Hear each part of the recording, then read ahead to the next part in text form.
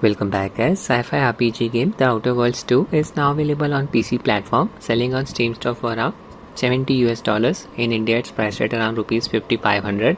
It's also available on PC Gamepass day one of its release. I have an active membership of PC Gamepass. It gives us access to the Battle.net version of the game. I'll be running this version of the game on my Steam Deck that comes with Linux based SteamOS. I have installed Battle.net on Steam Deck via Steam itself. Already shown you the setup process. We'll drop the video link in the description. I am using GE Proton version 10-24 as the compatibility layer. Launch Battle.net. Battle.net started. Select Outer Worlds 2. When you try to launch the game, an error message will pop up. The following components are required to run this program: Microsoft Visual C++ runtime, and the game will crash. Okay, I'll show you how to fix this issue. Before showing you the fix, would like to thank keymailer and Xbox for providing me with a free monthly subscription of PC Gamepass. It gives us access to hundreds of games. We can play these games for as long as we want until a subscription expires. Games from first party Microsoft Studio and even third party studios are available on PC Gamepass. Even EA Play membership is included. And this is SteamOS running in desktop mode. Just launch Protontrix application. You can download this app for free from Discover Store. From this list, select non-Steam shortcut Battle.net. Click on OK. This window will pop up. Just select this option. Select the default Winebricks. Then click on OK. Now check this option. Install a Windows, TLL or component. Click on OK. This window will pop up. Just scroll down until you find VC Run 2022, Visual C++ 2015 to 2022 libraries. Check the option next to it. Click on OK. This error message will pop up. SHA-256 mismatch. Continue anyway, yes. This window will pop up. Just check this box. I agree. Install. Wait for the process to complete. Close. We are not done yet. Another SHA-256 mismatch error will pop up. Yes. Ignore it. Next window. Click on I agree. Install. Close. We are done. Close the window. This game officially supports XeSS frame generation, and you can access this setting on Steam Deck by updating the Ingame XeSS files to the latest ones. But this method will only work with the Steam version of the game. Battle.net line runs a data integrity check at game launch. It will simply replace the updated files with the older versions. But there is a way to get XeSS frame gen working in this game. Another way. Just download XeSS SDK version 2.1 from GitHub. I'll give its link in the description. Expand the asset section. Click on the .zip link. Open Dolphin File Explorer. Go to Downloads. Here you'll find XeSS SDK archive file. I have transferred it to another directory. It does not matter. Just open the archive file. Double click. Extract bin folder. Drag and drop it outside of this archive window like this. Open the extracted bin folder. Just copy the three files: libxeSS.tll, libxeSS_fg.tll and libxell.tll. Right click, copy. Need to paste them in the games install directory. In my case it's home, deck folder, games. There's the games install folder, The Outer Worlds 2. Now just open Arkansas folder, binaries folder, Win64 folder. Paste the three files here. The game comes with FSR4 Upscaler.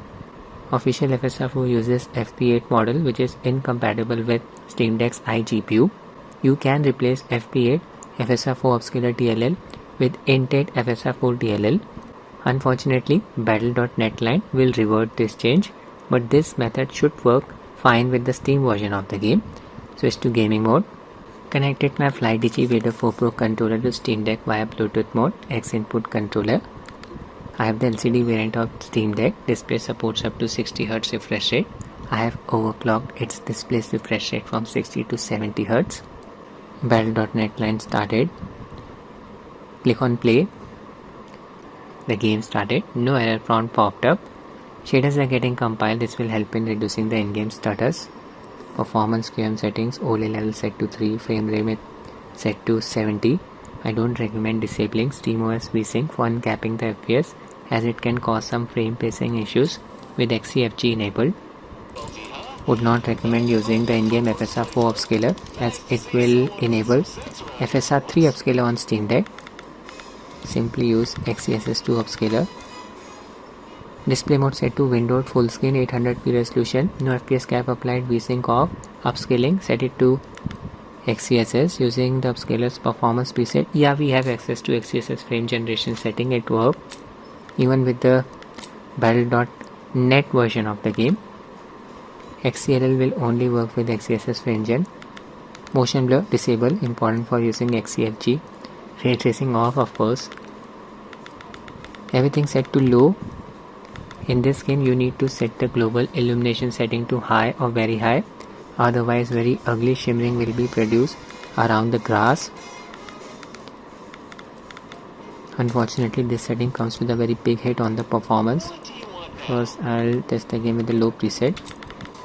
I straightaway jumped into the open world, skipped the opening sequence which is less demanding. Yeah, here we are getting around 38 FPS, but look at that grass, very ugly shimmering is produced.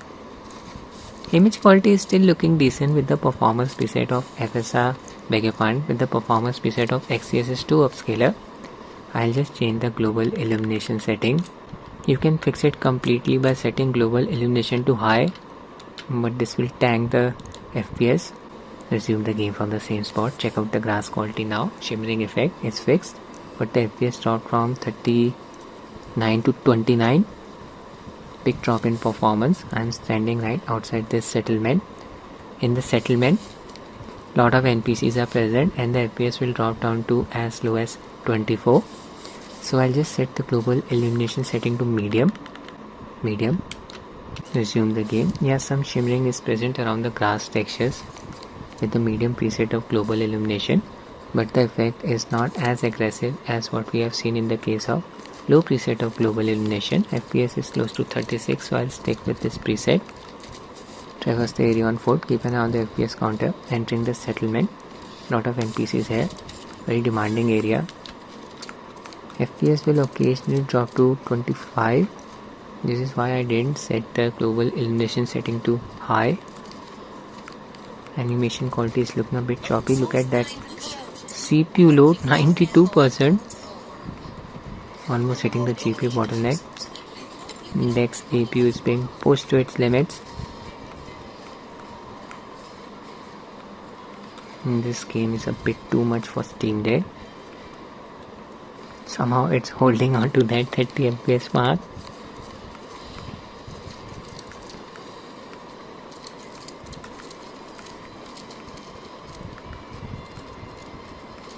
In the central area, my companions Niles and Valerie following me. Audio, it's not stuttering. Entered someone's house just like that. Where to leave. Okay, now I'll enable XeSS frame gen.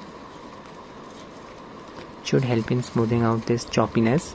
See, 25 to 30 FPS. Just set frame generation method to XeSS frame gen. It will automatically enable XeSS low latency mode. Apply. Open performance VM settings. From here just enable manual GPU clock speed settings. Set the speed to 1400 MHz. Your frame time graph will become thick like this. Means XeSS frame gen is working. FPS increased to around 55.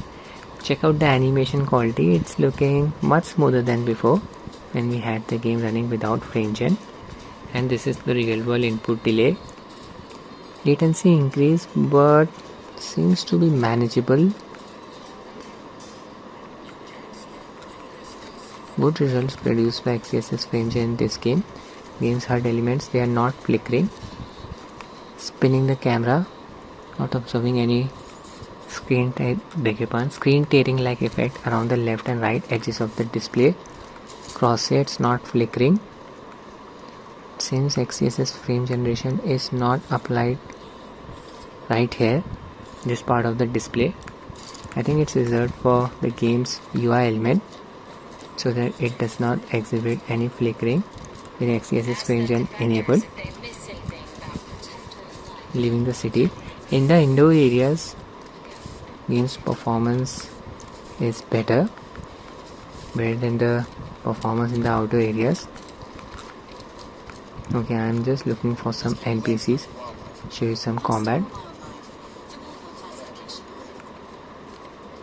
Creature, let's do this. Stealth, yeah, I can hide in the tall grass. Forget about using stealth. Shoot the thing. Teammates assist me during combat.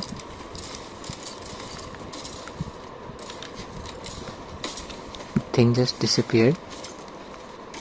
Okay, I'll use my ability to slow down the game world. Land some shots now. 50 to 60 FPS during combat. Reload. So not the ideal experience on Steam Deck, but yeah, the game is playable. And if you have a PC Gamepass subscription, you can run the paddle.net version of the game on Steam Deck just like this. Can even use XeSS frame generation using the XeSS SDK. So that's it with the video guys. I hope you find it useful. Thanks for watching and have a nice day.